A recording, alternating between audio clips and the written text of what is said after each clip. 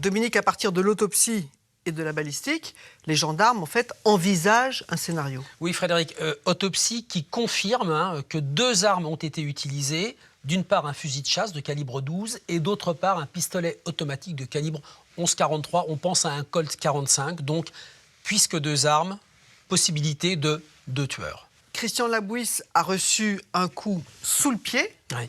Comment on explique ça? Il s'est défendu, il a essayé de sortir de sa voiture et de repousser son ou ses agresseurs avec son pied. Alors, ce qui est intéressant, c'est de regarder la chronologie des tirs telle qu'elle est expliquée par l'expert, par le balisticien. Donc, Christian Labouisse arrive au volant de sa voiture, s'arrête devant le portail. La première arme entre en action, c'est le fusil de chasse. Quelqu'un tire sur lui à travers la vitre de sa voiture. La vitre va exploser. Il voit arriver le tueur parce qu'il met sa main comme ça et il reçoit une première décharge dans l'avant-bras. Donc il a l'avant-bras garni de plomb. Malgré sa blessure, il ouvre la portière de la voiture. Il reçoit un deuxième coup de fusil, donc une décharge ici sur le côté du thorax, où on retrouve également beaucoup de plomb. Ensuite, il va tendre sa jambe, sortir sa jambe gauche de la voiture et avec son pied, il va pousser, écarter le canon du fusil au moment où part le 3e coup de feu qui lui emporte une partie du tibia. Le reste de la décharge va se loger dans le plafond de la voiture. Donc 3 coups de fusil de chasse. Entre en action la deuxième arme, le pistolet 11,43. À ce moment-là, donc c'est un signe de défense, Christian Labouisse a dû lever son pied vers son ou ses agresseurs.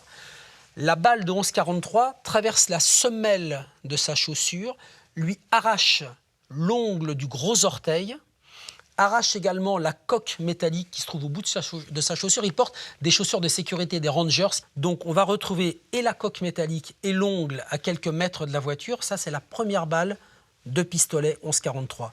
Malgré toutes ces blessures, il sort de sa voiture, il court dans l'allée de sa maison, où il se déplace en tout cas vers sa maison.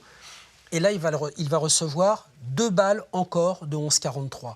Une qui va le traverser, qui rentre au niveau des reins et qui fait exploser une partie du foie. Projectile qui ressort et qu'on ne retrouvera jamais. Et une deuxième balle au-dessus de la fesse droite qui va tourner, qui va suivre le bassin, qui va tourner. On va retrouver le projectile de l'autre côté du bassin, sous la peau. Il s'effondre dans l'allée. Entre-temps, on a rechargé le fusil. On s'approche de lui. Et là, le coup de grâce, c'est un coup de fusil ou 2 coups de fusil. On ne peut pas tellement le déterminer, c'est du plomb, donc on a une masse de plomb. C'est le coup de grâce, on l'achève dans l'allée du jardin.